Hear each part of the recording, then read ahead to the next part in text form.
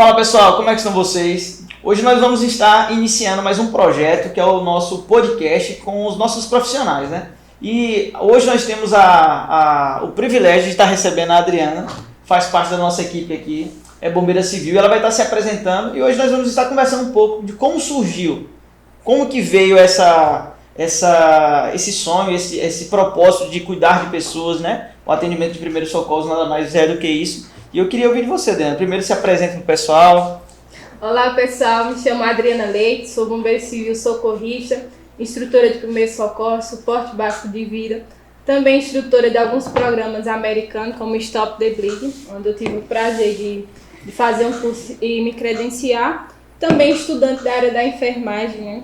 Eu vou ser uma eterna estudante, uma eterna aprendiz, e essas as minhas formações. Obrigada. Show de bola. Então, hoje você vai estar participando da nossa reunião aqui. É como se fosse um bate-papo. Então, fique à vontade aí, pegue sua cadeira, sente, fique tranquilo, bote seu fone de ouvido, que a gente vai iniciar o nosso bate-papo. Adriana, então, como a gente estava já conversando antes, né? Conta pra gente, assim, como é que surgiu essa vontade de entrar nessa área de primeiros socorros, de onde você é, como é que aconteceu isso? Assim, foi tudo muito mágico para mim, né? Eu sou da cidade de Ibimirim, é um interior, né? Fica a 370 quilômetros, eu acho, da capital do Recife. E lá é uma área que é muito agricultura, né? E quando eu concluí meu ensino médio, eu não sabia ainda o que eu queria ser, né? Ainda você fica procurando qual faculdade fazer. Até comecei a fazer letras, mas era algo que eu não me identificava. Eu acho que eu tive uma conversa com Deus, né? Meu Deus, qual é o meu propósito aqui na Terra? Para que eu vim? Qual é a minha importância? Eu sempre tive vontade de ajudar as pessoas, só que não sabia como, assim, financeiramente também não tinha como ajudar outras pessoas. Então, no local que eu trabalhava, a avó do meu colega, ela ficou doente. Isso, uma semana de trabalho, a gente não tinha nem amizade, e eu me ofereci para cuidar dessa idosa, dessa senhora. E eu não conhecia ela, mas algo me tocou ali dentro. Disse, vai cuidar? E até então você nessa área de saúde, você nunca tinha pensado? Era o pavor de sangue, nem imaginava, nem passava pela minha cabeça. Mas eu já tinha em mente o quê? Em ajudar as pessoas, só realmente não sabia como. E eu fui cuidar, né, dessa senhora, conheci ela, eu acho que passei um mês e pouco com ela no hospital, né, conheci ela na hora. E assim, ao acompanhar a rotina e ver como era gratificante um sorriso ali, você cuidar daquela pessoa num momento difícil dela, e observando os profissionais ali de saúde, né, comecei a fazer o técnico de enfermagem. Eu disse, é isso que eu quero ajudar as pessoas. Eu quero estar ali presente num momento difícil, né, da vida delas, porque estão ali no ambiente hospitalar, realmente pode dependendo estar, de outra pessoa. E eu falei, é isso que eu quero. Comecei a fazer o curso na minha cidade mesmo, e dentro do curso de enfermagem apareceu a oportunidade de fazer um curso do atendimento pré-hospitalar, que aí eu fiz no estado da Alagoas, como bombeiro militar, e onde surgiu a paixão, né? Eu vi lá a ambulância, eu disse, rapaz, é isso que eu quero. Bombeiro militar, e tive o curso o dia inteiro. E nisso, olhando no Instagram, na rede social, eu vi uma propaganda de um curso de bombeiro civil, né? Só que esse curso bombeiro civil é justamente aqui na região do Vale. Entendi. Que fica a 400 quilômetros da minha cidade. E eu, poxa, como é que eu vou? Mas sabe aquela vontade? Lá na região não tinha. Até tem cidade próxima, mas só que assim, eu acho que por não ter conhecido no momento, mas quando eu vi, algo ali me tocou, me chamou a atenção. Seja um bombeiro civil socorrista. E eu, rapaz, eu já tinha gostado, né? Já tinha gostado quando participei no curso bombeiro dos militares lá. E eu disse, é isso que eu vou fazer. Só que aí, como é que eu iria fazer? Transporte, alimentação. Eu trabalhava, eu ganhava o quê? R$600 por mês. E eu, como é que eu vou bancar? Né? Uau. Assim, porque eu venho da família que não tem condições financeiras. E eu sempre tive esse espírito de independência, de correr atrás dos meus objetivos, né? E eu pensei, eu vou fazer. Fiz a inscrição, entrei em contato com a escola E a mulher disse, essa daí não vem nunca. Quando você falou endereço... Quando eu falei, bota aí cidade de Ibimirim, não vem. Por quê? Já estava acostumado com pessoas que estavam ao lado da escola e não iam. Uau. Aí vai imaginar, uma pessoa que mora a 400 quilômetros vir fazer um curso desse, com duração de 1 ano e pouco. E no caso era final de semana? Era final de semana. Então eu trabalhava a semana inteira, aos sábados eu estudava o dia todo, no técnico de enfermagem, e no sábado, de madrugada, eu ia esperar ônibus, sozinha. Eu ia pegar ônibus, saía às vezes 2 horas, meia-noite, para chegar aqui no horário da aula. Então, no caso, você saía de casa, passava a noite viajando para assistir a aula pra durante assistir o dia, a aula, já chegar no domingo. E depois à noite pegar e voltar para trabalhar na segunda. Terminava a aula, já voltava para trabalhar a segunda. Uau. E assim, e o pior é que tipo, eu não conhecia ninguém, eu nunca tinha vindo aqui. Ah, você não conhecia? Não conhecia. Então, minha primeira aula, quando consegui a questão de transporte no ônibus, e quando eu cheguei na cidade, cheguei 5 horas da manhã, eu fiquei 3 horas esperando dar o horário da aula. E eu, meu Deus, onde é que eu estou? Sabe? Sem saber, sem conhecer ninguém. E aí o professor entrou em contato, né? Fui conhecendo, e era algo novo assim pra mim. Poxa, eu nunca tinha vindo na cidade. Uhum. E fiz o curso o dia todo, gostei, realmente vi que é isso que eu quero ser. Eu quero ser um bombeiro civil. Fiz, né, fiquei nesse trajeto. Todo um domingo sim, outro não, viajava. Rodava esses 400 quilômetros, era cansativo. Além da viagem ser cansativa, você tinha um treinamento, porque requer também um esforço físico. É e ter que voltar para segunda de manhã, você começar mais uma semana. E assim, poxa, de onde é que você tira a força? Isso né? que eu ia te perguntar. De onde é que você tira a força disso? Eu sempre falo em acreditar. Você traça um objetivo na sua vida.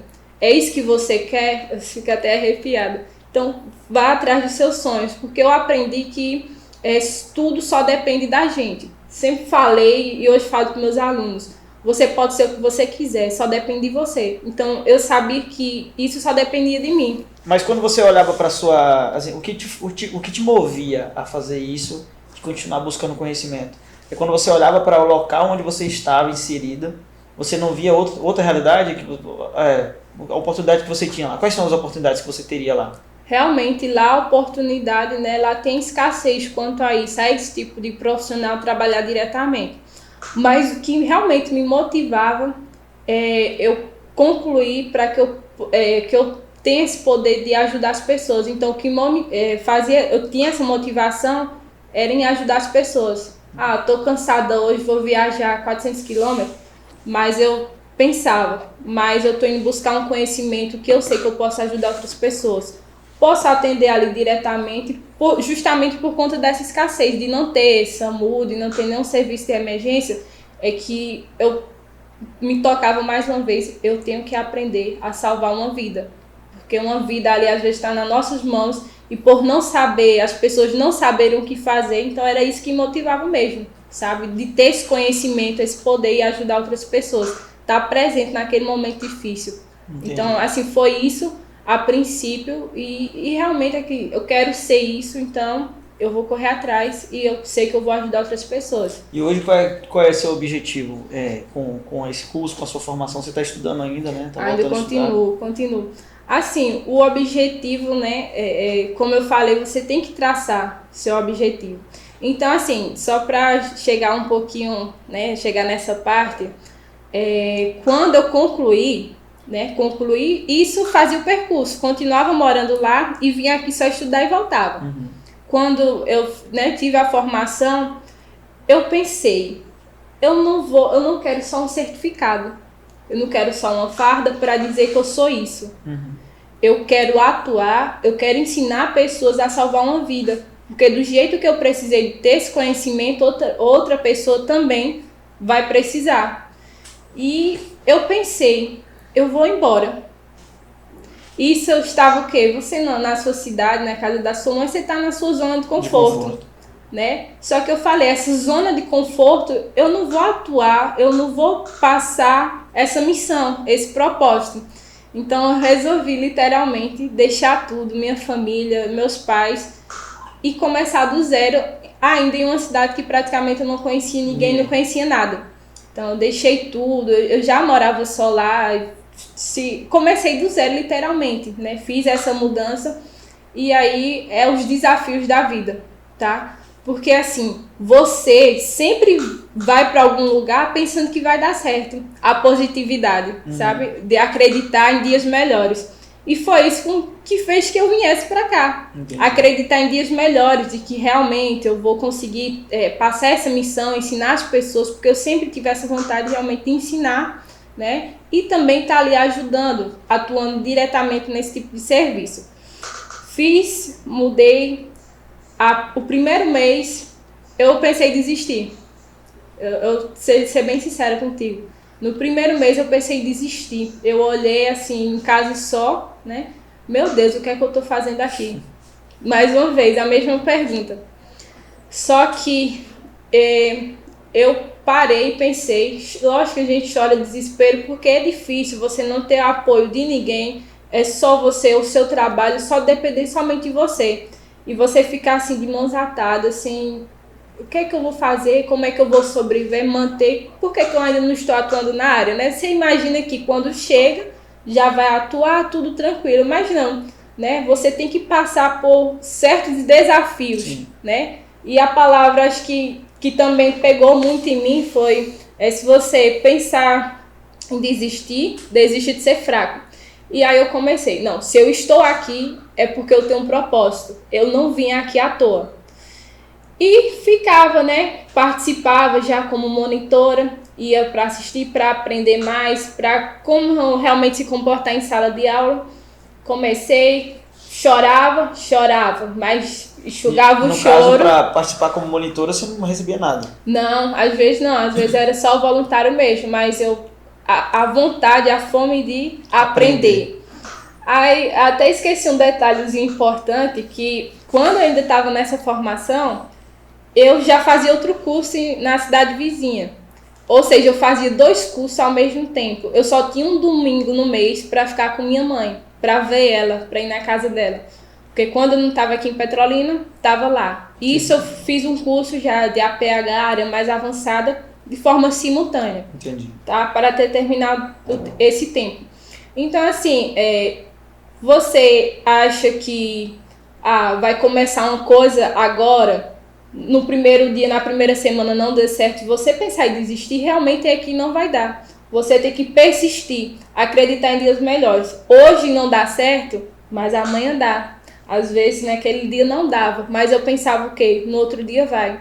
Isso passando, né, diversas dificuldades mesmo.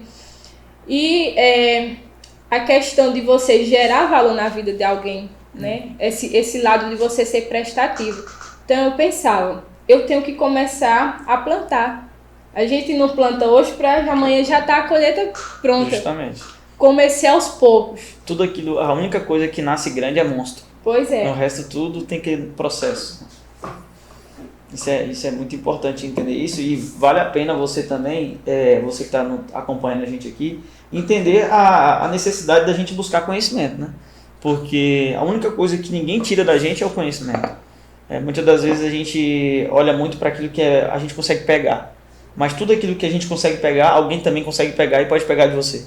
Mas o conhecimento é algo que você aprende que ninguém vai te tirar. E através desse conhecimento, eu creio que nesse período que nós estamos passando de pandemia, muitas pessoas começaram a perceber o quanto as pessoas estão sedentas por aprender. Tanto é que muita gente está ganhando aí muito dinheiro com a questão do marketing digital, vendendo curso e tal. Justamente por quê? Porque as pessoas se tem alguém vendendo um curso, é porque tem alguém comprando para aprender algo, né? Então eu creio que o melhor investimento que alguém pode fazer é em si mesmo, né? E basicamente o que você está mostrando é isso. Justamente assim, desde como eu falei que eu já fazia 2 cursos de forma simultânea, é porque eu tinha necessidade de aprender mais, eu quero aprender mais. Então, desde 2018, no comecinho do curso, até hoje, eu nunca parei de estudar, nunca parei de fazer curso. Mesmo com essas dificuldades que eu tinha, eu deixava de comprar uma calça para ir para uma festa, para investir no curso, em um conhecimento, porque eu sei, é isso aqui que ninguém vai roubar de mim, e com isso aqui eu consigo salvar muito mais vida com o conhecimento que eu aprendi em tal curso. Entendi. Nunca, até hoje, eu vou ser uma eterna aprendiz. Vou sempre estar estudando. Justamente por a necessidade. Quanto mais conhecimento, mais você pode fazer pelo outro e também pode repassar isso, tá? E a questão do profissional, acho que eu tô toda arrepiada nessa conversa.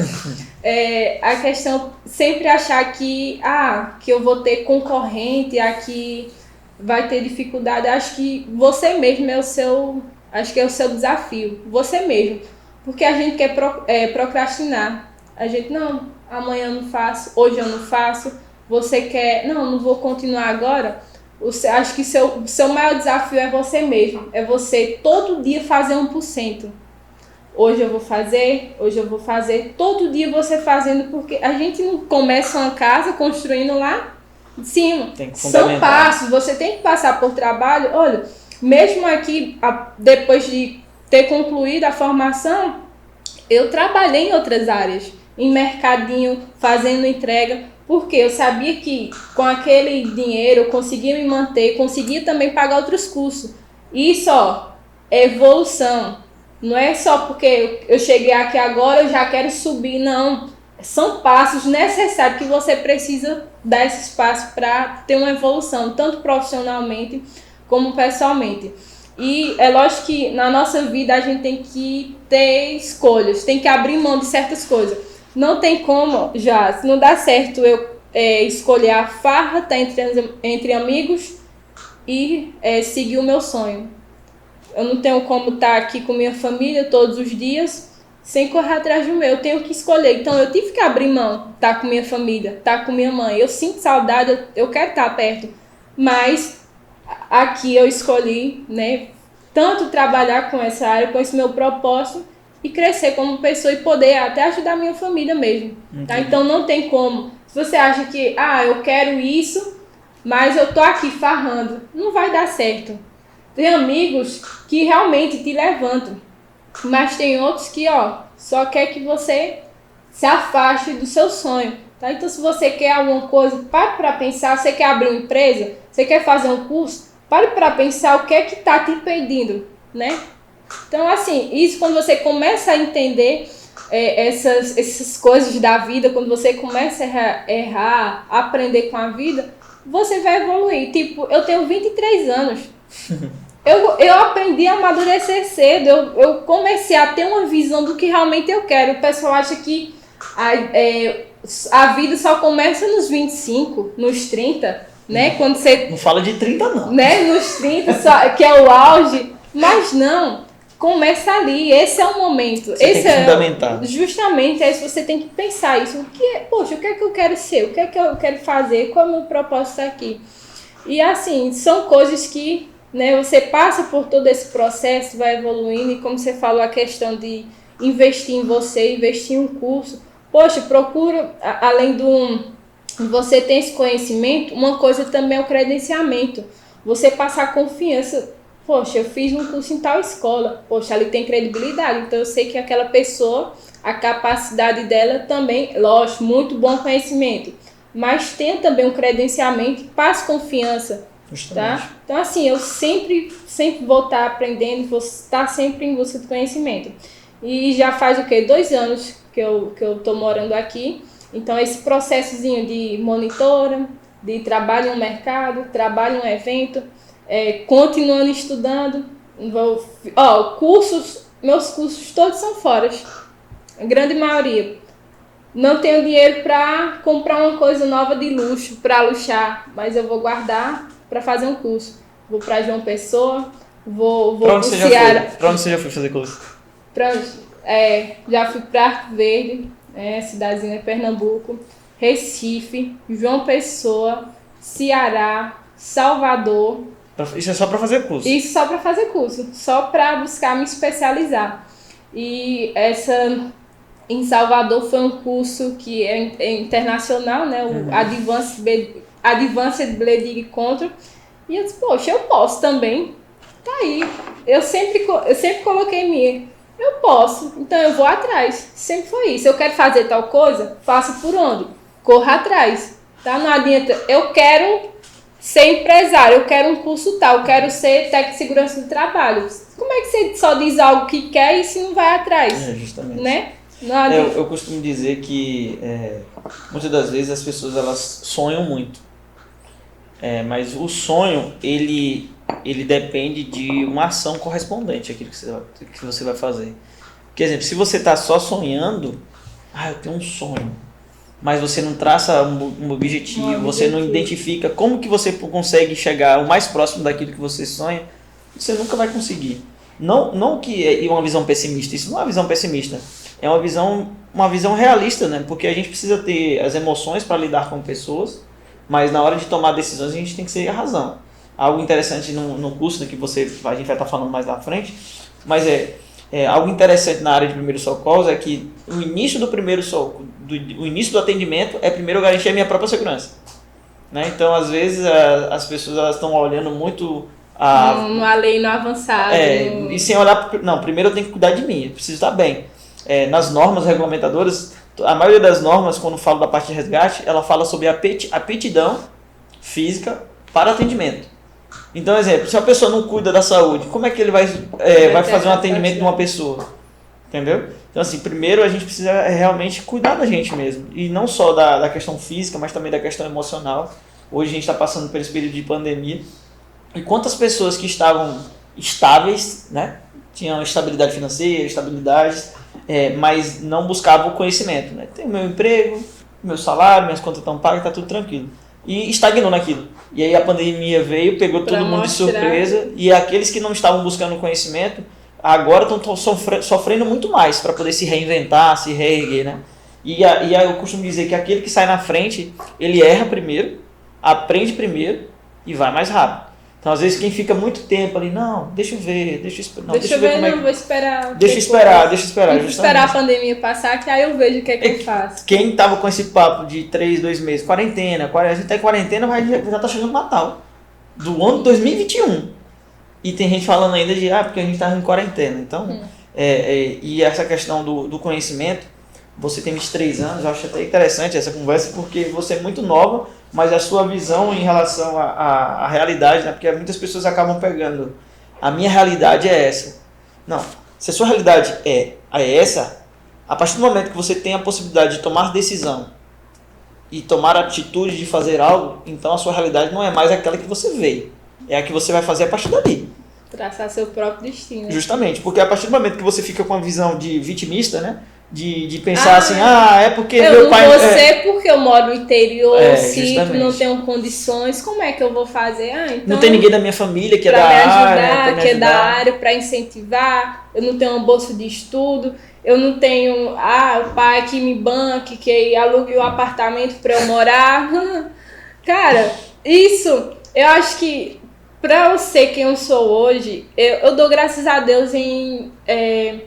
minha família não ter me dado tudo que eu queria. Porque eu acho assim, se eu tivesse tudo aqui, de mão beijada, eu não saberia dar valor e correr atrás do meu sonho. Dar valor a isso aqui, não, eu conquistei. Realmente eu dou valor. Mas quando você tem tudo aqui, fácil, eu acredito que mais fácil você também, né, você deixa ou você perde. Então, assim, eu gosto difícil, eu gosto de desafio. Porque todas essas lutas, todo... esse percurso que você faz te ensina muito. É verdade. Sabe? É verdade. Eu costumo dizer que a vida é muito parecida com a questão da academia, assim, né?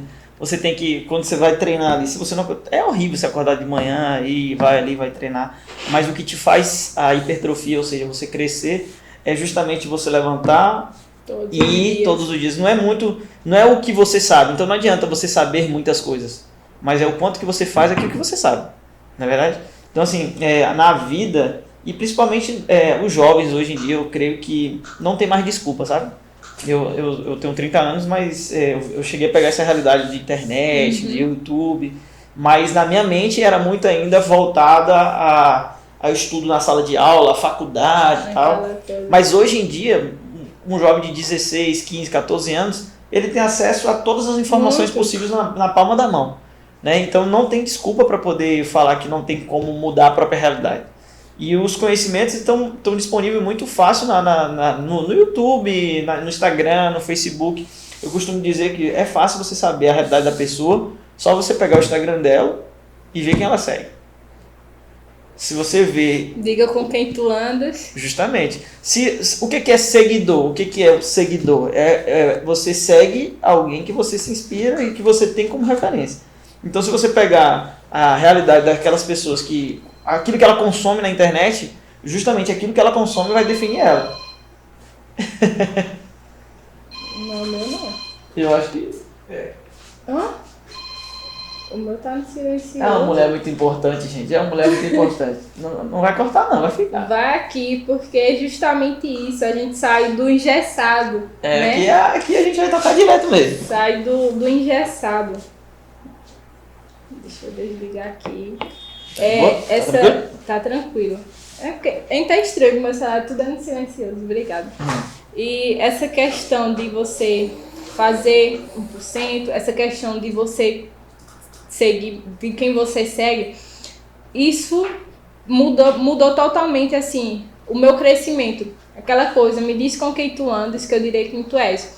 Quando você procura amizades que só quer festa, que só quer farra, que nem a amizade, amigo mesmo, só quem tá ali feliz e seus pais.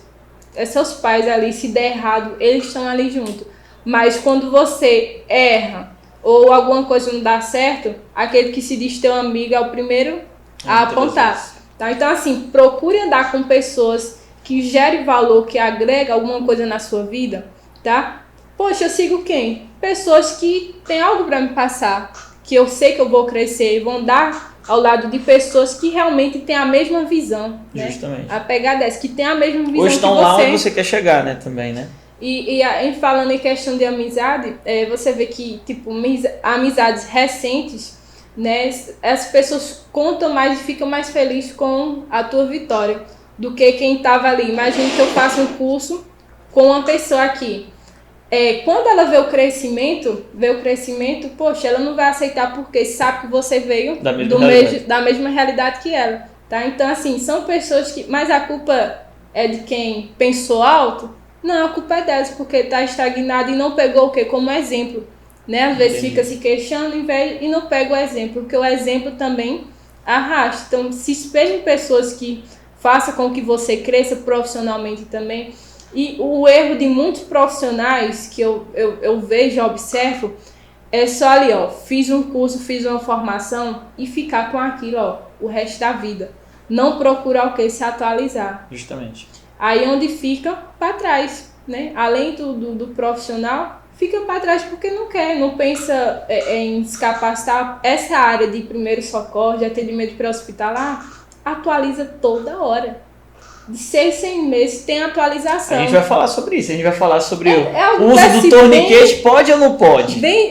Coisas que tem profissionais que, ó, o professor, eu sou um instrutor, eu mostro o caminho para o aluno, eu não ensino, eu mostro o caminho. Cabe ao aluno o quê? Procurar, ó, vai buscar uma referência, vai ler um artigo, vai ler um protocolo, porque são coisas aqui que tudo que eu falo em minhas aulas não sou eu que estou inventando. Eu sigo um protocolo, tem recomendação para aquilo. Aí tem profissionais que fez um curso aqui, passa 3, 4, 5 anos e ainda quer estar lá na frente do mercado de trabalho. Sem ao menos, ó, esse tempo todinho, você fez o quê durante esse tempo? Fez nada, não procurou. Não é você querer procurar ser melhor do que o outro. Eu quero ser melhor do que eu mesmo, do que eu fui ontem. Então por isso que eu estou em constante aí, aprendizado e aprendendo. O interessante isso que você falou também é a questão de, tipo, isso é algo que eu tenho pra mim. Eu gosto de aprender coisas novas, coisas diferentes, sabe? Eu gosto muito dessa área de exatas, de dados, Excel, planilha, software, essas coisas eu gosto. Eu gosto de aprender essas coisas porque, assim, nada foi criado do nada. Todas as coisas que hoje existem, elas foram com base em algo. Justamente. Então, quando você aprende coisas diferentes, muitas vezes até aleatórias, que não é da sua área, às vezes pode surgir justamente uma nova forma de fazer, um novo produto, entendeu? Um novo produto. Exemplo, aquele torniquete que você me mostrou mesmo. Quantas vezes você já viu o cara fazendo torniquete de todo jeito? O cara criou um instrumento com base naquela demanda de mercado, né? Então, muitas coisas que acontecem hoje na nossa realidade que está surgindo muitas startups, tal, aí saindo um pouquinho dessa área de primeiros socorros, mas de aprender e inovar, é muito relacionado àquilo que você busca de aprendizado em coisas que não é normalmente aquilo que você se sente confortável de aprender. Então, exemplo, uma pessoa que tem dificuldade, você falou no começo que você no começo tinha dificuldade com sangue. Hoje, se você vê um sangue... Sorriso bate na hora. Então, justamente porque... o novo assusta, né? No começo ele assusta, mas é justamente o novo que te faz ter uma nova visão de algo, entendeu? E o curso, o conhecimento, a gente aqui na Cesáreos, a gente tem falado muito sobre isso, né? Que a gente não vende curso, a gente compartilha o conhecimento, entendeu? Porque se você focar só no curso, tem muitas pessoas que pensam só no curso o quê? Ele acha que o produto do curso é o certificado. Mas o produto do curso não é o certificado, o produto do curso é o conhecimento. Então, se você vem para fazer um curso, hoje na modalidade digital, hoje você está, ao invés de você chegar em casa corrido, tomar um banho, comer alguma coisa, às vezes nem comer nada e vir para uma sala de aula, hoje você pode chegar em casa, tomar um banho, pegar seu celular, pegar seu notebook, arrumar um local o correto seria isso, né? Arrumar um local ideal para você estudar, botar o seu fone de ouvido e aprender um conteúdo que antes você teria que gastar todo um tempo para se deslocar um local, para uma sala de aula. E as pessoas muitas das vezes desprezam isso. Não sei se você já percebeu, tem gente tá aqui assistindo aula, mas você consegue ouvir uma TV ligada, você consegue ver que ele está num ambiente com outras pessoas. Ele não entende que a partir do momento que ele comprou aquele curso, o conhecimento está disponibilizado para ele. Agora aí cabe a essa pessoa a buscar absorver aquilo. É justamente essa onda do novo assuste que as pessoas ainda não dão credibilidade a um curso online. E a pandemia justamente veio aí para mostrar, né? Justamente. Que assim, quando a gente tem o conhecimento, a gente pega um artigo, vai ler, isso só depende da gente absorver aquele conteúdo. E, claro, olha, eu cresci muito profissionalmente fazendo curso online. Tá? Eu me destaquei, estava ali buscando conhecimento, fiz presencialmente, fiz em Salvador. E assim, é uma ferramenta que toda hora eu posso estar revisando. Esse é o maior diferencial também, né? Eu tô aqui, esqueci algum ponto, porque na sala de aula, beleza, tu passa aqui, ó, o dia inteiro. Você vai chegar, meu irmão, com uma semana você vai esquecer. Justamente. E você vai ter preguiça o quê? De ir lá, ler um artigo, ler um protocolo. Quando algo tá mais acessível para você, isso facilita muito o seu tempo. Eu digo isso tanto para preparar minhas aulas, eu como profissional, esse mundo digital, esse mundo de assistir aula online, para mim facilitou. Imagina só eu ir de novo e para João Pessoa ver uma partezinha do torniquete que eu esqueci, imagine só. O que eu ia ter que também gastar com transporte, tudo um gasto. Então assim, quanto mais for fácil para você, né, ter acessibilidade, melhor. Aí volta para aquilo que você estava falando, que a maior dificuldade do ser humano é o próprio ser humano. Né? É o próprio, porque, exemplo, se você mesmo. Se essa modalidade de digital ela facilita, a gente tinha que olhar com outros olhos. Né? Facilitar do ponto de vista de facilitar a forma de aprender. E muitas vezes a pessoa acha que é facilitar a forma de fazer mais rápido. Não. Né? Mas agora indo para um outro assunto, agora que eu ia te perguntar. Que aqui é assim. Não tem em relação o que você acha em relação ao primeiro socorros? Por exemplo, quando eu fiz ensino médio, ensino fundamental, eu não lembro de nada dessa área de primeiro socorros. Né? Muitas vezes a gente aprende tantas coisas no ensino médio, no ensino fundamental, que quando você sai do terceiro ano, que não te forma um cidadão. Pode te formar, agora você tem o ensino médio completo. Mas se acontecer uma ocorrência do lado, você não sabe fazer nada, você não sabe nada sobre trânsito, você não sabe nada sobre finanças praticamente. Algumas coisas estão mudando. Mas em relação a essa área de primeiros socorros, o que você acha em relação ao ensino fundamental e ensino médio? Acho que assim, deveria ser realmente matéria mesmo, uma disciplina dentro das escolas.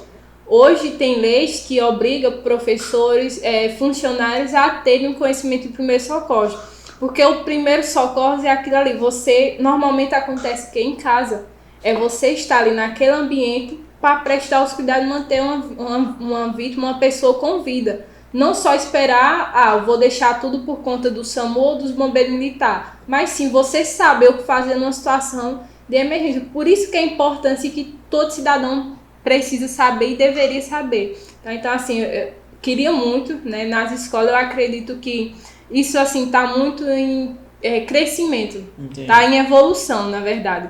né? Então, eu acredito que daqui a alguns anos isso vai ser uma cadeira, uma matéria, um padrão aí, realmente as crianças, os adolescentes saberem o que fazer. Eu já vi alguns vídeos na internet, no caso dos Estados Unidos, de crianças que sabiam ligar para identificar corretamente qual o número de telefone que ele deveria ligar, qual o procedimento a forma como ele detalha os sintomas e sinais, né, que está ocorrendo ali com o parente, para ajudar na identificação do que deve ser feito quando a emergência chegar. Essa parte dos Estados Unidos já estão bem avançados. Crianças hoje, lá tem treinamento.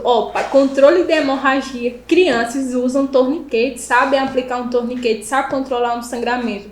Porque assim, eles têm a visão e vê a necessidade. Então o Brasil, acho que já está acordando para isso. Né? Lógico que os Estados Unidos são um país mais desenvolvido, mas não que aqui seja algo impossível, não, acredito sim que vai ser, tá? Então, lá eles estudam até a questão de atirador, tem crianças que sabem atirar por conta, assim, cada um com seu país, sua realidade, mas já tem controle de hemorragia, eles sabem parar um sangramento, uma criança já sabe dar uma assistência, tá? Então, assim, a gente tá assim ainda, imagina um bebê ainda, a gente tá nessa fase de amadurecimento, eu acredito sim, e assim, é importante, poxa, baseado nessas leis que já apareceram, infelizmente, as pessoas, na hora de uma situação de emergência, não sabem o que fazer, é colocar a mão na cabeça e chamar o vizinho ou gritar por Deus, mas já, infelizmente, uma criança de 6 anos, ou 10 na época, ela morreu, na hora estava fazendo um lanche, se engasgou com um cachorro quente na escola. E ela morreu porque ninguém sabia o conhecimento, não sabia o que fazer. Poxa, imagine só, se pelo menos ali tá numa escola, se 10 professores, até o próprio coleguinha, soubesse o que fazer, não vai dar uma chance de sobrevida. Porque não adianta só esperar um suporte avançado. Eu sempre falo que se o básico não for bem feito, o avançado não vai adiantar nada não quando chegar. Como o próprio nome diz. Já é primeiro socorro, já é aquele básico, é você ali fazer o básico por aquela vítima. Não adianta eu estar aqui engasgado, você está agora sem respirar e eu for aqui esperar, não, eu vou ligar porque eu sei que tem pessoas aqui que vai te ajudar. Quando chegar tu já está morto. Então assim, é essencial, primeiro socorro, todo cidadão, toda área envolve primeiro socorro. Toda a área. Muito legal isso que você falou aí sobre a necessidade. Uma outra pergunta qual é a maior dificuldade que você percebe assim, quando você vai fazer algum tipo de instrução? Não para empresas, mas porque os colaboradores, a gente sabe, não necessariamente por uma cultura de segurança e saúde, mas muito mais por uma demanda fiscal e de legislação, né? A gente sabe disso. Mas a maioria das pessoas que trabalham em empresas, dependendo do nível de esclarecimento ou de demanda daquela empresa, eles passam por um treinamento básico. Mas quando você vai fazer instrução em comunidades, em escolas, o que você percebe que é a maior dificuldade das pessoas assim? A dificuldade, assim, até então as pessoas estão abertas ao conhecimento, né, por onde eu já ministrei. Mas a dificuldade, assim, é você quebrar alguns paradigmas, né? As pessoas ficam muito engessadas no que a avó falou, a mãe falou. Os mitos, né? Os mitos. Manga com leite. Manga com leite, queimou, bota o quê? Pasta, bota manteiga. Então, assim, é algo que, por conta da sua cultura, às vezes não tem acesso a um estudo, a uma informação, que vai ficando, né, naquilo ali. Quando você passa algo novo, as pessoas, no como começo, assim, né, tem esse susto, porque elas estão se acostumando com o novo, porque muito tempo elas ficaram ali, né, no engessado, acreditando naquilo. Então, quando vem algo novo, para elas ainda é um pouco estranho, vai começando a trabalhar isso, né? Às vezes tem pessoas, não, mas eu faço assim porque mãe disse que era assim para fazer. E assim, você, às vezes, é só essa dificuldade em colocar algo novo na mente delas. Mas assim, eu não tenho tanta rigidez, assim, esse engessado quanto a isso. Hoje o pessoal fica na curiosidade. Eita, é mesmo, né? É assim mesmo. Tem uma história que, eu não lembro quem foi que me contou, mas eu uso para mostrar como é necessária a comunicação e a busca por aprendizado. Uma netinha perguntava à mãe, por que toda vez que a senhora vai fazer um frango assado, a senhora corta a metade do frango e joga fora e bota só a outra metade no forno? Aí ele, minha filha, eu não sei. Pergunte para sua avó. Aí ela foi, vó, por que a minha mãe joga metade do frango fora quando vai fazer um frango assado? Pai, também não sei não. Eu aprendi assim com sua bisa. Aí ele foi perguntar a bisa. Quando chegou a perguntar a bisa, perguntei a minha mãe, perguntei a minha avó. Por que quando a gente vai fazer o frango assado, joga metade do frango fora? Ela falou, não, minha filha. É porque na minha época, o forno era muito pequeno. Então quando eu ia botar o frango inteiro, não cabia. Aí eu cortava o frango pela metade e botava a outra metade no forno. E depois assava a outra. Aí quando eu ensinei para sua mãe, eu ensinei como eu fazia. Ela aprendeu apenas isso. Então todas as vezes que ela passava justamente o quê? Que tinha que jogar na outra metade. O porquê? Não sei. Então muitas das vezes na nossa vida, aí entra o caso da netinha. A necessidade de você querer aprender o porquê das coisas, o conceito das coisas, faz você descobrir que muitas vezes você está fazendo algo errado, não porque te ensinaram errado, mas é porque aquela pessoa fazia daquela forma porque era a realidade dela. Justamente. Né? E a busca por conhecimento é justamente isso. Poxa, meus pais me ensinaram assim. Muitas coisas mudaram. Então eu tenho que buscar aprender para poder mudar a minha realidade, porque assim eu vou conseguir ajudar o meu filho. Né? Então muitas pessoas acham o futuro da geração é os nossos filhos. Não, o futuro da nossa geração é a gente, porque se eu não mudar a minha realidade, como é que eu vou ensinar, vou ajudar o meu filho para quando ele estiver naquela realidade ele também consiga mudar, pensar diferente. E eu creio que essa necessidade da área de primeiros socorros é muito importante, porque quantas pessoas não já morreram porque falava assim, não toca, não pode tocar. Sim, não pode tocar por quê? Uhum. Não pode tocar porque eu não sei. Não, então você não sabe, então eu vou procurar aprender, porque aí eu posso ajudar alguém. Eu lembro que em 2016 eu fiz o curso de brigada de emergência na Aldebrecht, onde eu trabalhava. E aí eu tive uma experiência de experiência não, né? Horrível, na verdade. Parece que quando você faz um curso de primeiro socorro de bombeiro civil, parece que as coisas aparecem só, né? Não sei se é verdade? É como se fosse assim, pronto, ele tá ali perto, pode acontecer agora. E aí eu tava trabalhando numa rodovia e houve uma batida frontal de uma carreta com um caminhão. Só deu pra ver o barco. Aí a gente tava num canteiro de obras, todo mundo foi ajudando. Foi lá ver o que era. Aí a gente fez isolamento e tal. E a gente percebeu que tinha duas pessoas. O motorista estava em óbito já. Teve um problema a porta acabou entrando. Não vou entrar em detalhes para não. Pode ser que tem gente que não, né? E aí a moça que estava do lado, ela não conseguia ver, entende? E as pessoas que começaram a chegar, aí tu vê como é que é questão de cultura, né? Parece urubu, né? Aí começaram a falar, eita, o motorista tá morto, não sei o que lá. E a mulher que estava do lado, consciente. Então, o primeiro procedimento é você não fazer de tudo para que a pessoa que esteja ali não saiba o que está acontecendo, para que ela não fique mexendo no pescoço, né? Aumente os batimentos cardíacos, e se ela tiver com hemorragia, aumente o sangramento, não tem tudo isso.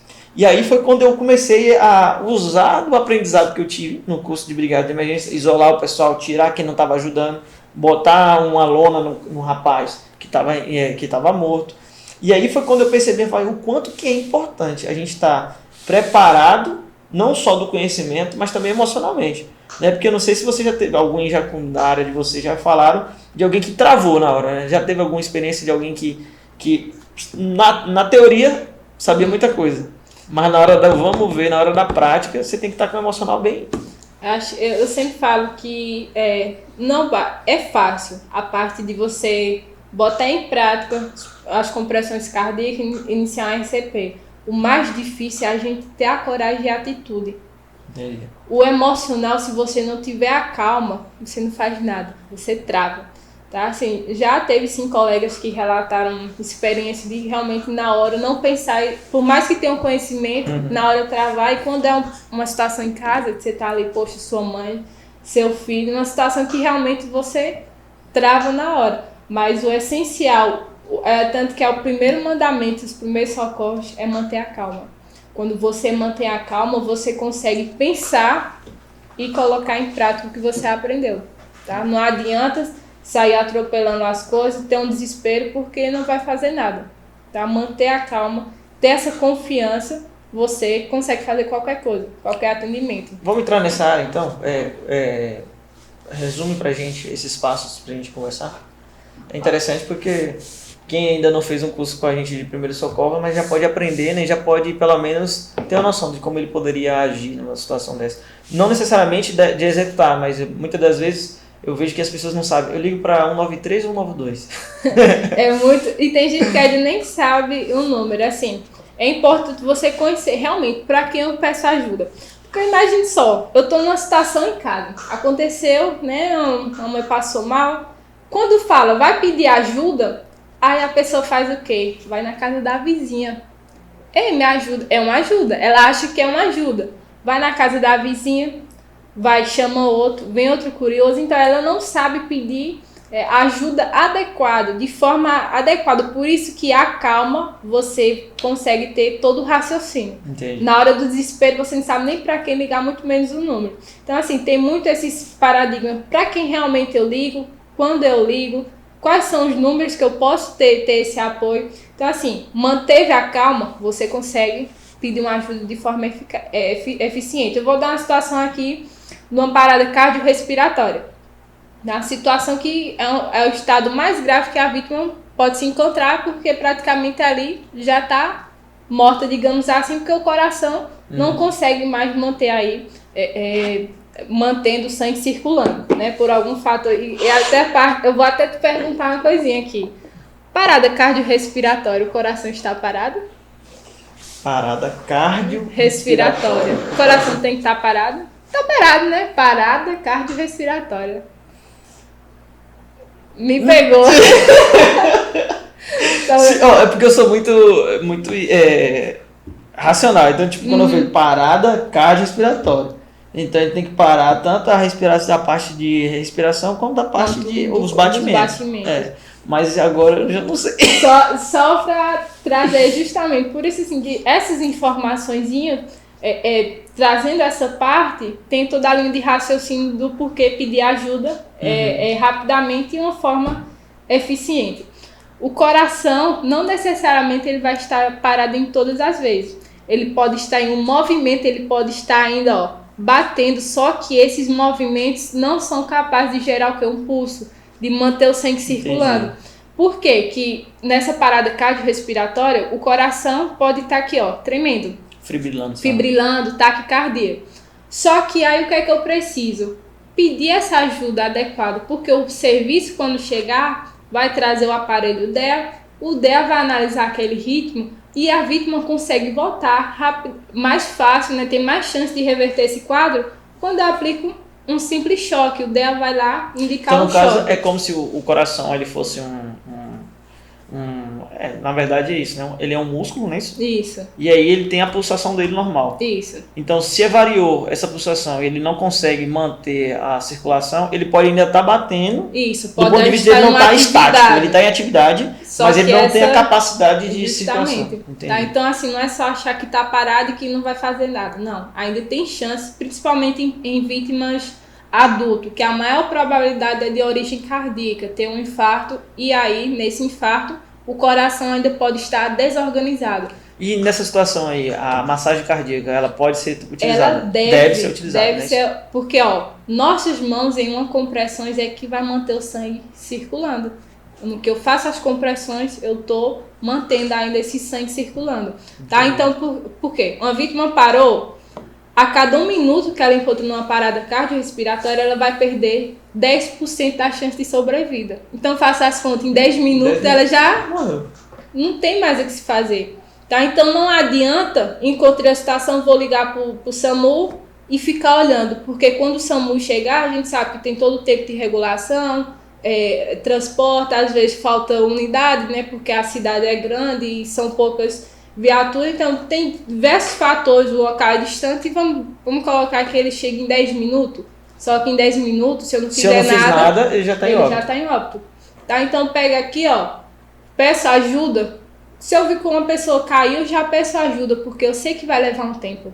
Tá? Então quanto mais rápido a ajuda chegar e eu fazer o que tem que ser feito, que são a ressuscitação cardiopulmonar, eu estou dando uma chance de sobrevivir dessa pessoa.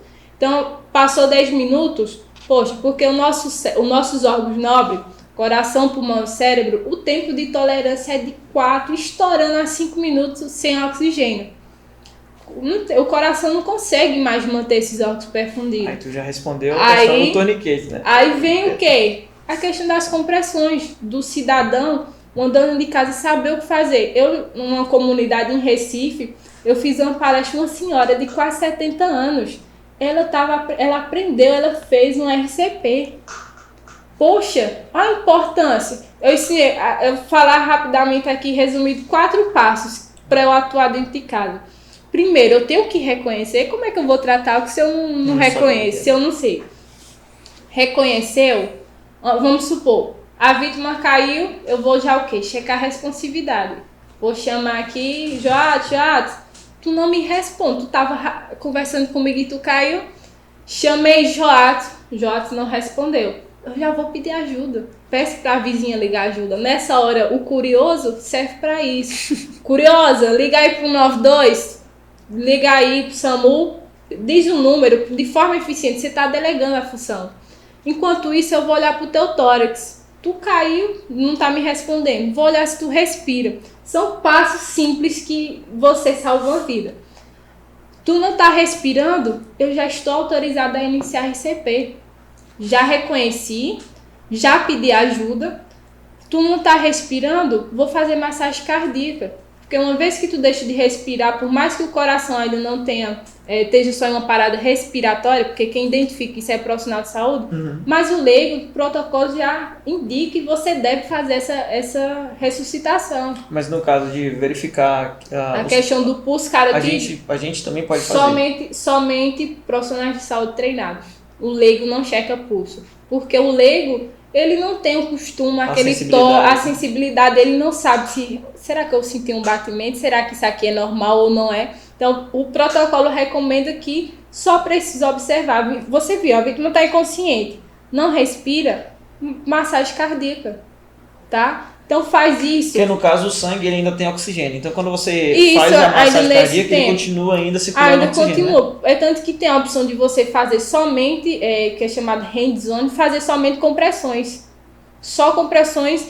Por mais que esse sangue não esteja muito rico em oxigênio, mas ainda estou conseguindo, tá passando o sangue ali, tá mandando. Entendi. Tá? Por isso que esse passo é esse. Também não adianta o que acontece muito.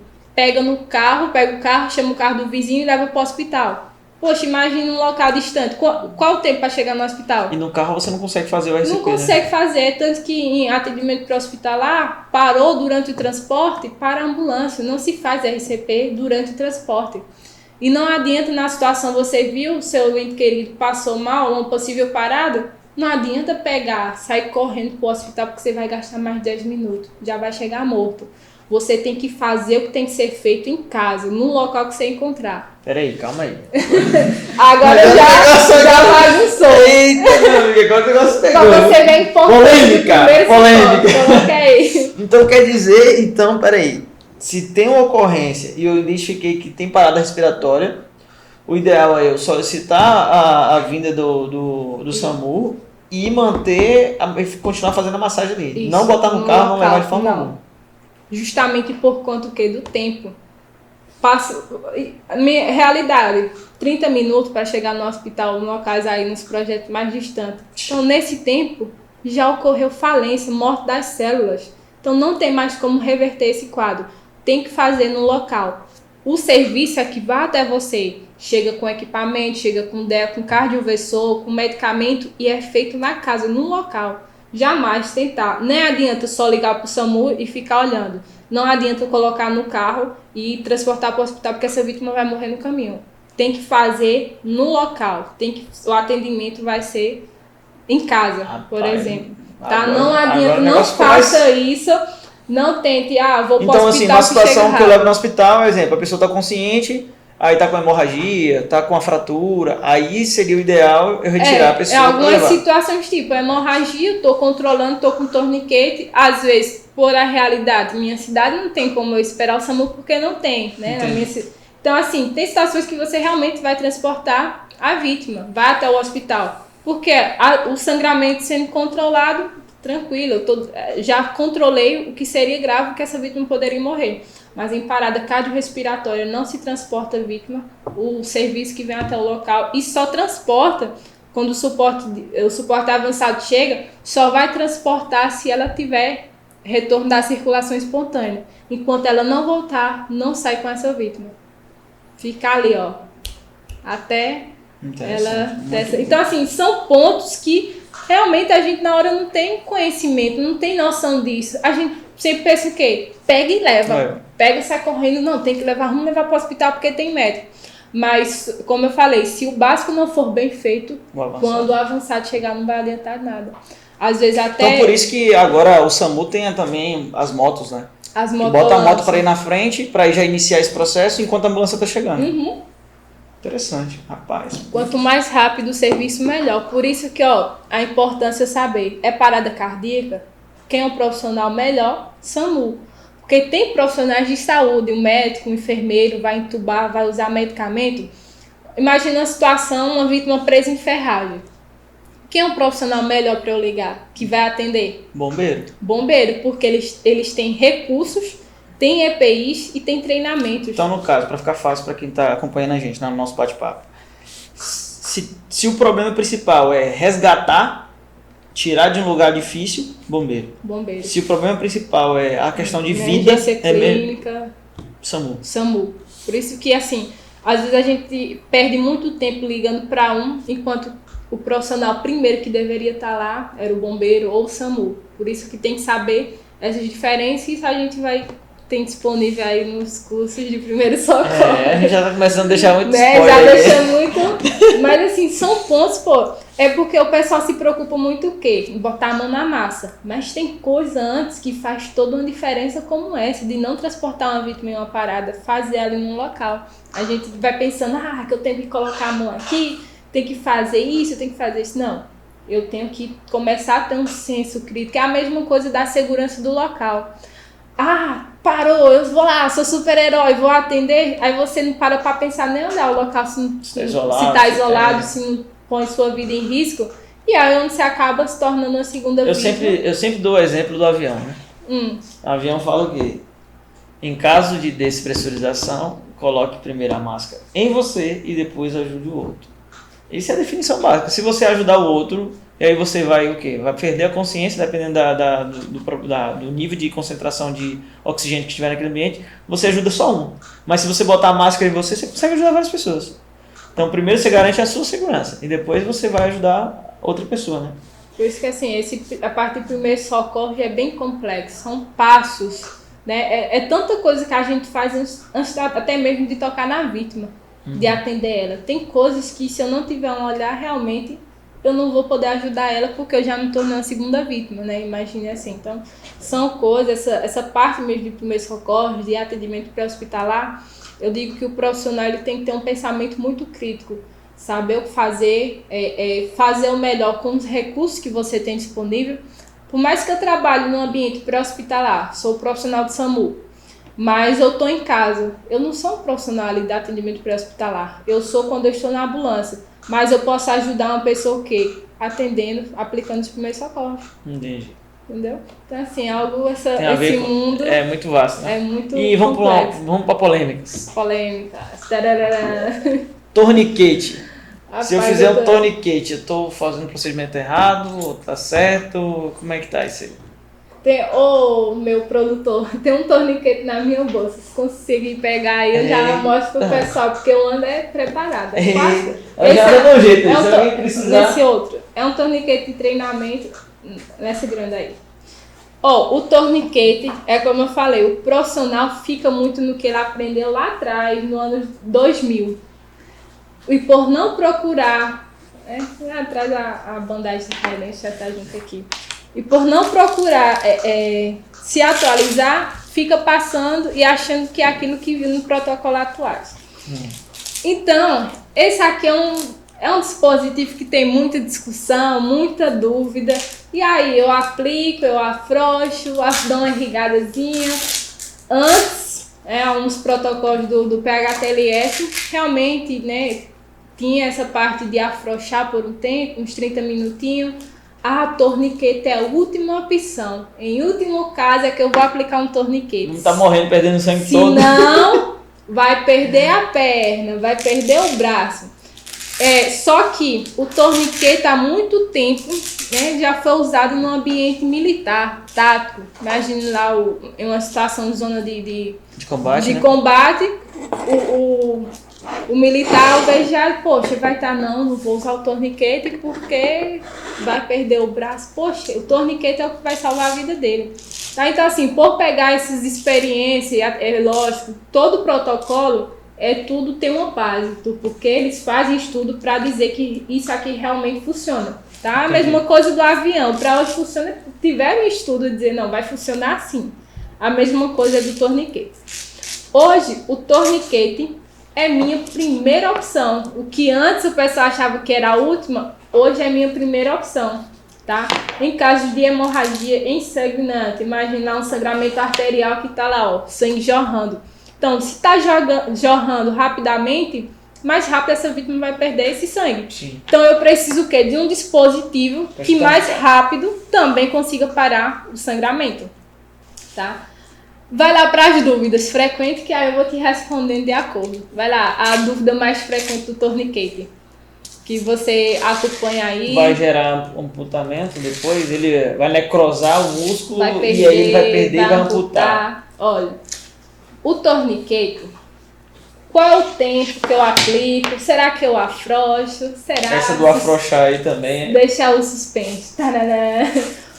O torniquete, uma vez aplicado, só vai ser retirado dentro do hospital. Qual é o tempo que eu fico com o torniquete?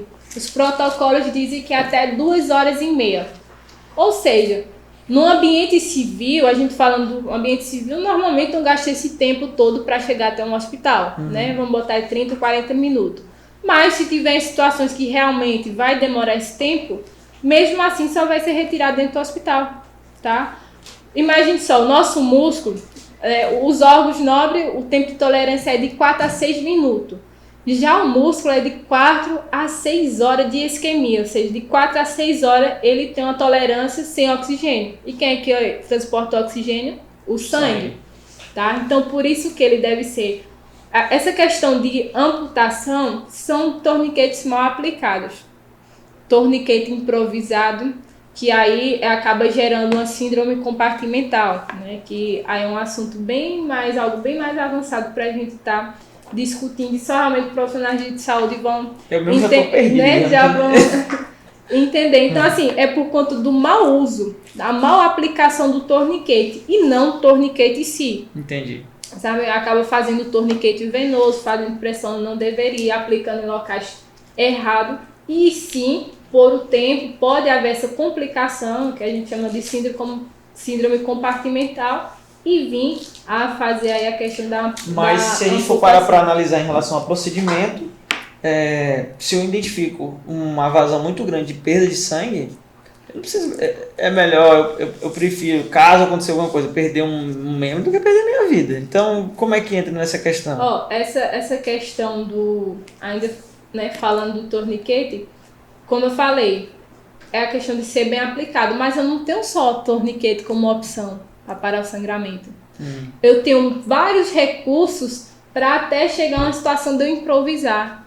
Eu tenho opções. Quando você tem uma opção, hoje eu não quero comer arroz, mas eu tenho o quê?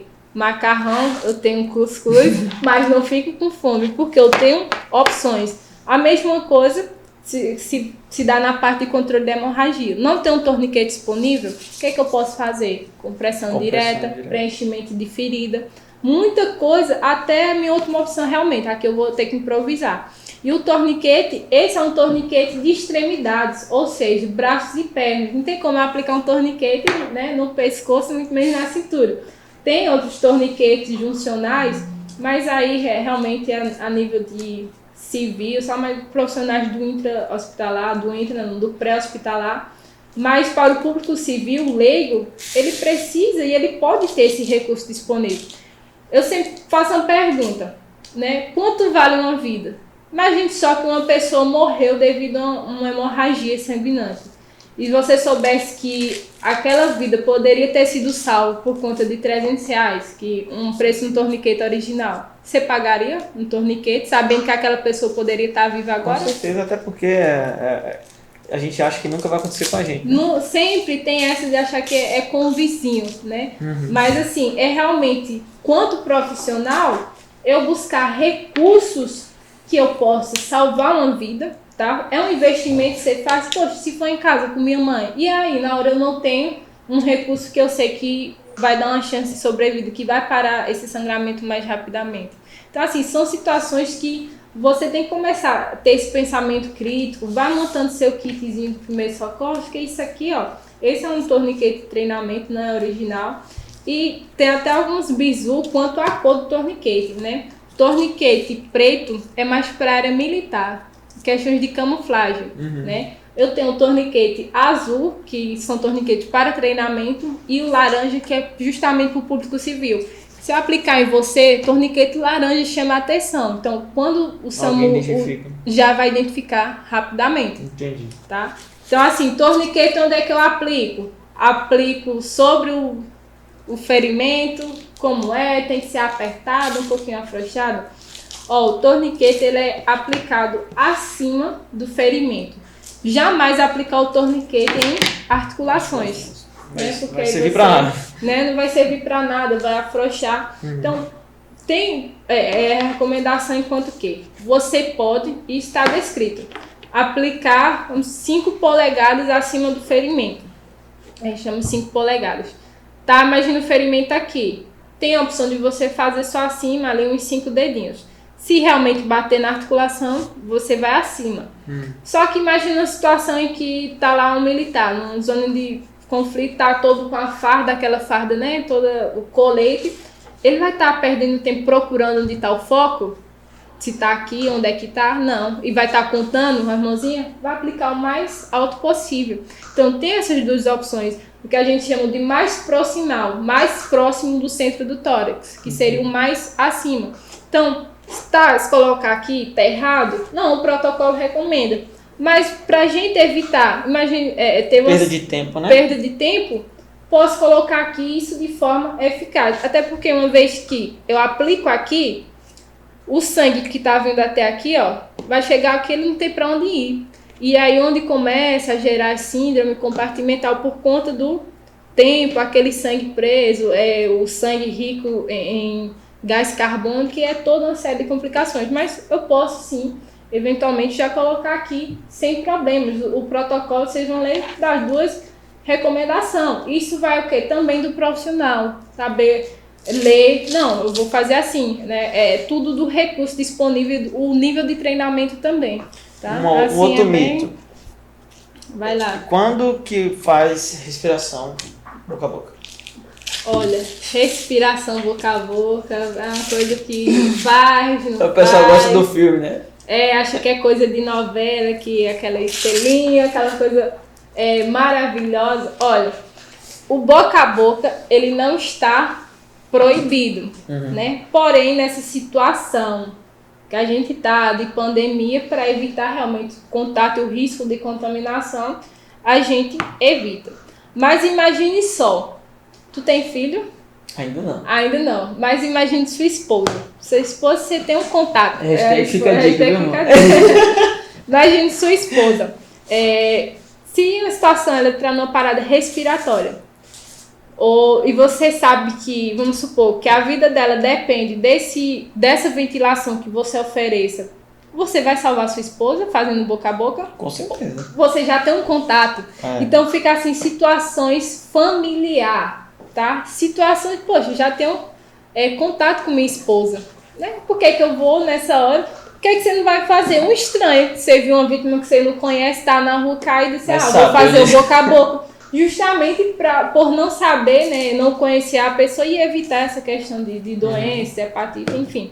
Mas são situações que até tanto o protocolo da SOBRAS, da Sociedade Brasileira de Salvamento Aquático, ainda é recomendado.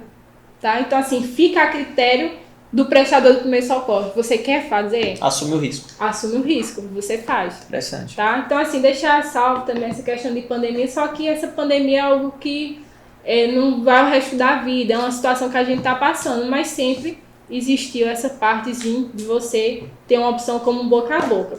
Mas falando de profissional, para você que é profissional, eu tenho o quê? um dispositivo barreira. Imagine só, um policial tá lá com farda, ele é um policial, certo? Tá com sua arma. Mas quando aquele policial tá paisando, tá paisando, sem ambiente de trabalho, ele vai deixar de ser policial? Não. Ele vai andar sem arma? Não. E por que nós profissionais a gente não anda com kit? Mesmo que eu seja um bombeiro, por que a gente não anda com o kit que pode salvar? Ô editor, bota um pá! Tá, eu sempre falo isso com meus alunos. Por que a gente não procura recursos? Essa foi forte. Eu não vou deixar de ser bombeiro ou enfermeiro no ambiente que eu tô lá paisando, curtindo, não. Eu vou andar com meu material, meu bolsinho kit, porque se eu precisar, eu tenho capacidade de fazer esse atendimento. É a mesma coisa do policial, ele tem o poder de intervir numa situação aí de assalto, porque ele sempre vai ser policial. A mesma coisa do profissional. Então, assim, profissionais, procure algo, um dispositivo para sua proteção. Poxa, se é um profissional, vamos usar recursos, né? Essa é uma máscara POT ou máscara de bolso, é um ótimo recurso, que eu vou estar tanto evitando a questão de contato, de ter uma contaminação, e tá aqui, ó, no meu dia a dia. A mesma coisa do controle da hemorragia. Eu vou controlar um sangramento sem luva? Ter contato com aquele sangue, saber se a pessoa não tá... Não vou. Então o que é que eu faço como profissional? Vou andar com luva. Eu falo que uma luva, uma gasomatadora salva uma vida, porque se eu precisar, eu tenho o meu EPI e eu tenho algum recurso para estar atendendo essa vítima. Então aqui em questões de ventilações, é um último recurso também simples, fácil de guardar na bolsa. Essa máscara de bolso, ela tem uma válvulazinha, ela permite que o ar passe, porém não tem retorno. Entendi. Então assim, são recursos, são coisas que nós eu na minha mochila, vocês viram aqui na parte da gravação, um monte de coisa que eu ando. Porque assim, eu quanto profissionais, não sei se, né, se todo profissional realmente tem essa visão, forma. Porque tem profissionais e profissionais, né? Então, assim, cabe realmente a você. Vamos para mais uma polêmica? A polêmica. Polêmica, hoje é o dia da polêmica, tá? Fiz o curso de primeiros socorros. Eu posso usar? Vou usar um colar cervical? Esse colarzinho. Tá aqui jogado mesmo, é só um colarzinho. Deixa eu ver se tem outro. Acho que tem outro ali. Pega esse tá mais com cara de colar. Isso. Esse aqui tá parecendo um boné. Porra. Agora... Tá parecendo aquele boné de sol. Vamos lá. Colar cervical é uma polêmica. Como a gente tá falando de primeiros socorros não se aplica o colar cervical. Tá? Por quê? Primeiro, é um recurso que vai estar disponível para profissionais do pré-hospitalar, que atuam na ambulância, bombeiro, SAMU ou até um serviço privado. Porque o leigo, né, quando a gente fala de primeiro socorro, leigo que não é um profissional de saúde, ele às vezes não sabe mensurar direito, porque tem que ter o colar do tamanho correto. Ele não sabe, às vezes, aplicar e isso perde tempo. Hoje tem estudos, né, sobre o colar cervical, que o colar cervical ele pode acabar agravando a situação da vítima. Agora, editor, bota aí, polêmica, né? Essa daí agora. Por quê? Tem muitos profissionais ainda acham que isso assim é algo que também eu tenho certeza que vai ser quebrado e que os profissionais Você que é profissional, você vai botar aqui nos comentários a sua opinião. A gente quer ouvir a sua opinião. Você concorda ou não concorda? É polêmico, mas é claro que sempre essas conversas têm base de protocolo, recomendação. Muitos profissionais ainda acham que é vítima de trauma, colar e prancha. Colar e prancha. Colar cervical e prancha. Imobiliza, coloca rede bloco, tirante e deixa a vítima lá durinha.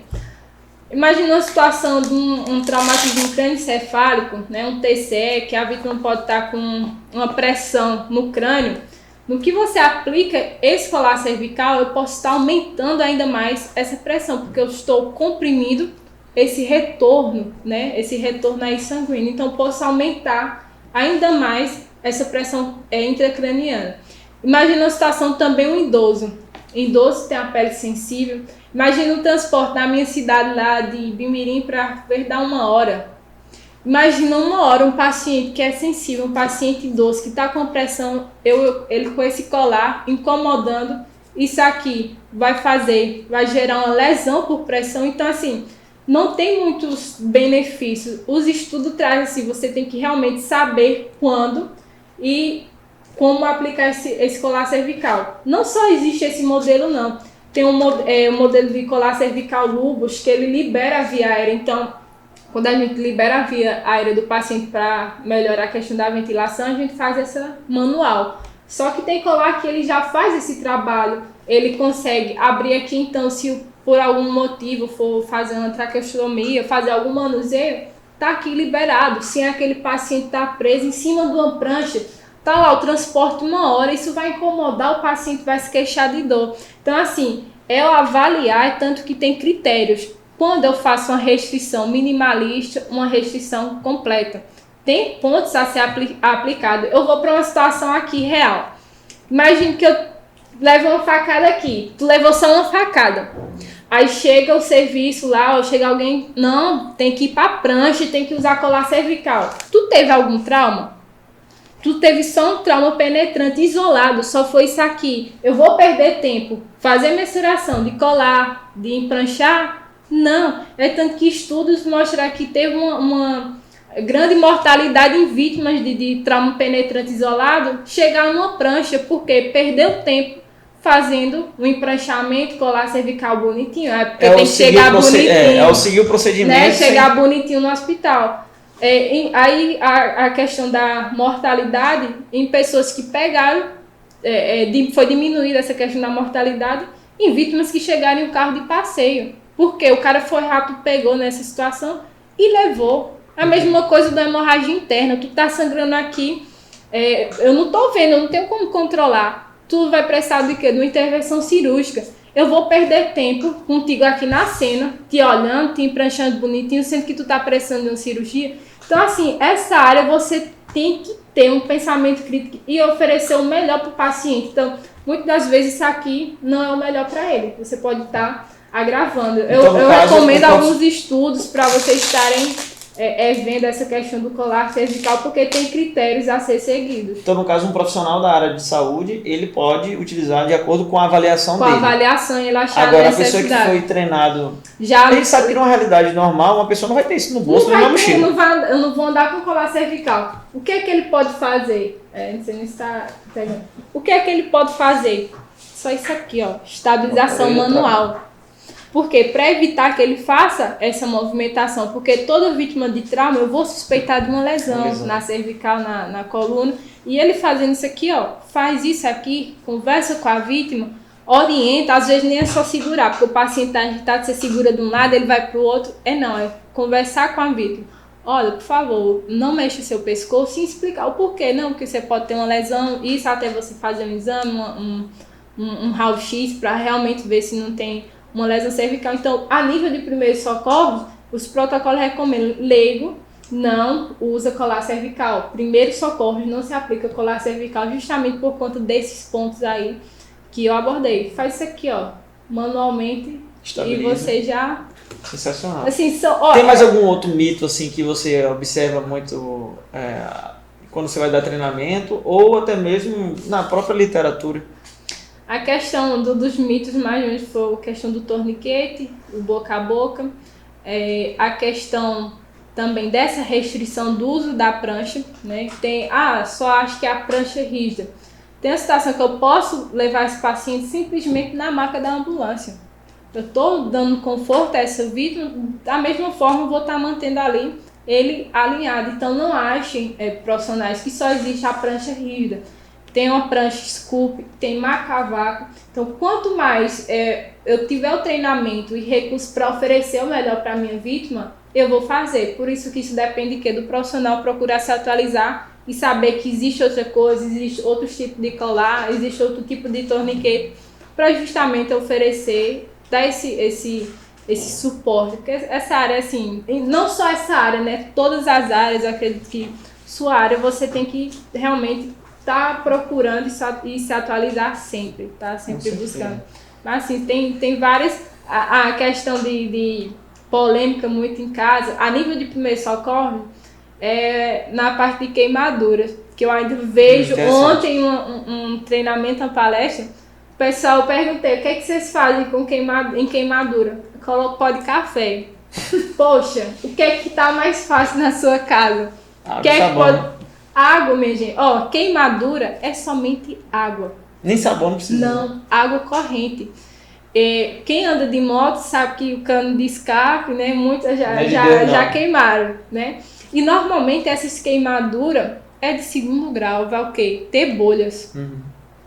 Eu passei recentemente, né? Sofri essa queimadura. Assim que eu cheguei em casa, o que é que eu fiz? Qual foi o primeiro procedimento? Corri pro chuveiro. Fiquei uns 10, 12 minutinhos ali só lavando o local. Por quê? Eu fiquei com uma queimadura de primeiro grau. Nem doeu, ficou só aquela manchinha mesmo. Porque eu evitei, interrompi o processo. Imagina aqui, ó, tá quente. No que eu deixo, essa partezinha de calor vai pegando as camadas da minha pele. É por isso que a gente tem os graus de queimadura. Então aqui, ó, o objeto ainda tá aqui. Vai queimar a primeira parte, a epiderme, vai pegar a derme, hipoderme. Isso vou tendo uma gravidade, não, quanto à profundidade. Uma vez que eu interrompa esse processo, coloquei água, eu vou estar resfriando, ó. Pronto, só deu tempo de queimar essa primeira Tira a profundidade, né? A temperatura já Justamente, porque eu interrompi esse processo. Então são coisas realmente simples. O que eu falei no começo é que as pessoas ainda ficam muito no que minha mãe falou. No que você coloca uma pasta de dente, a princípio até alivia, né? Você acha geladinho, porque isso eu já fiz quando eu não tinha conhecimento. Mas ali, você coloca aquela pasta, uma queimadura de segundo grau, terceiro grau. Quando você for para o hospital, vem um profissional de saúde e faz isso aqui, ó. Vai raspar, vai ter que tirar aquela pasta de dente. Então, assim, você vai sofrer 2 vezes, tá? É simples. Lava, água corrente, água corrente e pronto, tá? Só isso. A questão de medicamento, de pomadas, nem é indicado a nível de primeiro socorro você já querer, não, eu tenho uma pomada aqui, eu vou aplicar em tu. Porém, essa pomada é boa para mim. Já para tu pode ter alergia ao tipo da substância. Isso tem que estar prescrito. Se eu ando com uma pomada de queimadura, vou andar com ela porque serve para mim. Na minha época era a mesma coisa é a questão de medicamento. Tá? Em primeiro socorro ou um profissional que não esteja atuando diretamente no serviço de emergência, não se oferece medicamento, você nem tem respaldo legal para poder... tá com dor na onde? Dor de cabeça, você tem um remédio aqui, toma. No que eu ofereço esse medicamento, ele tem uma alergia, eu vou piorar a situação dele. E eu nem tenho respaldo para, vou passar um remédio para tu, esse remédio serve para mim, mas já para ele não serve. Então, muito cuidado para alguns profissionais que andam vai estagiar, vai trabalhar em algum local e bota o quê? Coloca o remedinho aqui para ajudar. Não, é lógico que só vai ser, até o profissional do SAMU, o profissional de serviço de emergência, ele tem um respaldo médico, porque quem passa é o médico, tá? A gente executa. Então, assim... E é tudo gravado. São situações que, assim, é muito jogo de cintura. E falando de queimadura, aqui na região do Vale, a gente tem rio, mas no Nordeste tem muitas praias também. E algo que é pouco comentado é sobre as queimaduras por água-viva, né? Essa partezinha... A gente viu que quanto a queimadura por algum objeto... Eu já tive essa experiência horrível. De água-viva? E o procedimento, você sabe o que é? Urinou. Urinou na queimadura. Pô. Eita! É sério? Poxa, o que é que você tem mais pronto ali, pô? Nem todo mundo às vezes tá com a bexiga cheia, né? Pra urinar. Muito Sendo que eu tô com a área do mar ali na frente, né? Justamente. Tá? Eu trabalho. Gente, não faça isso em casa. Isso foi o quê? Na tua mente ou alguém... Era a criança, adolescente, né? Dá pra perdoar. Aquela minha mãe falou. Aí minha mãe falou, meu amigo, tá falado. Ó, queimadura por água viva é procedimento simples também. É importante ter, como falei aqui do primeiro socorro, ter algumas pinças ali disponíveis. Tem a parte dos tentáculos, né? Não sei se você ficou, a partezinha dos tentáculos ficar presa e você pode remover esses tentáculos para justamente evitar que fica ali em contato e acabe agravando mais a queimadura. O que você vai fazer que tem disponível? Água salgada. Vai lavar o local com água salgada. Pega do mar mesmo, pega lá um copinho e lava. Já nem é indicado água doce. Ou a própria água do mar, ou você usar um soro fisiológico, mas de preferencial, que seja preferencial a própria água do mar, tá? Entendi. Então, assim, são coisas simples. Fez essa limpeza, isso sem esfregar, porque a gente tem uma mania de sair esfregando tudo, achando que vai sair mais rápido, né? Não, só lava ali sem precisar esfregar. Outra opção também, após você fazer essa lavagem, você pegar uma gaze estéril, uma gaze simples, colocar com vinagre, né? O vinagre vai ajudar muito. E encaminhar essa pessoa para o hospital. Então, assim, é coisa simples, como eu falei, tudo é simples, mas o que acaba atrapalhando é realmente a falta do conhecimento, né? Do achismo. Eu vou urinar, urina com um monte de as bactérias presentes e você colocar em um local que... se é excreção é porque não é para dentro, né? É verdade. Então, assim, Rapaz, olha, se deixar aqui, a gente fica aqui, mas a voz da consciência já falou que é para finalizar. Então, gente, esse bate-papo aqui foi muito legal, Adriana, obrigado, assim, foi... É a primeira de muitas, a gente já fique esperando, fique com expectativas. Para você que se interessou pelo conteúdo, se interessou pelo que nós falamos aqui, comenta aqui embaixo o que você achou, o que você concorda, o que você não concorda, uma dúvida que você tenha, uma sugestão também, né? Pode dar uma sugestão para a gente conversar de tema, né, relacionado à área. E compartilha com alguém que você sabe que vai precisar dessa informação. Ou seja, todo mundo, né? Todo mundo vai precisar dessa informação, não é verdade? O conhecimento salva vidas. Justamente. Adriana, quer deixar alguma coisa pro pessoal? Só me seguir. Tem que fazer a propaganda. Assim, na minha rede social eu procuro postando conteúdos. Rapaz, tem uma situação polêmica, mas acho que como a gente já está se despedindo, pode ser até tema de próximo vídeo. De outro vídeo. E assim, quem quiser me acompanhar, lógico, eu sempre tento manter uma informação, postar alguma dica para também estar acompanhando. E aqui também na Cesárea a gente vai estar divulgando também alguns videozinhos, primeiro socorro básico. E assim, você profissional que está vendo esse vídeo, está vendo esse podcast, procure ser melhor do que você foi ontem, procure se capacitar, porque é uma vida que você está ali em mãos, está lidando com vidas. Tá? Então procure buscar tanto materiais, recursos que você possa e consiga fazer mais por aquela vítima. Tá? Você que é leigo, não trabalha diretamente, mas procure, porque o primeiro socorro é essencial e acontece em qualquer lugar. Tá? É um ambiente que a gente precisa estar preparado. E ensine isso às mães, pais. Eu sei socorrer uma pessoa, eu trabalho na área. Só que minha mãe mora aqui 400 quilômetros, ela mora em uma zona rural. Mas o que é que eu tenho como atuar lá na hora? Não tenho. Mas quem pode fazer isso por mim? Quem está lá presente. Eu passar isso para um familiar, para meu irmão, para que se acontecer, ele esteja preparado. Então, e a melhor forma é essa, né? A melhor forma de você aprender é ensinando, né? É ensinando. Compartilhando. Então multiplica assim, esses conhecimentos que vocês forem adquirindo.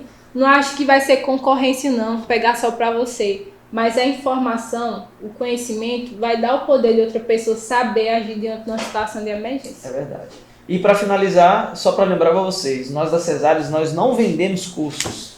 Nós ajudamos a você a aprender um pouco mais e você vai também nos ajudando a compartilhar e disseminar o conhecimento.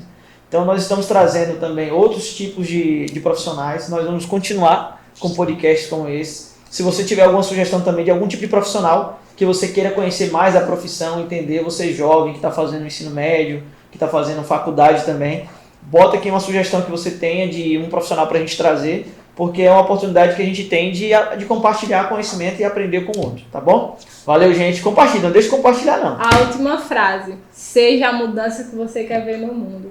Uau, meu amigo. Editor, bota a roupa dela, tá merecendo. Show de bola.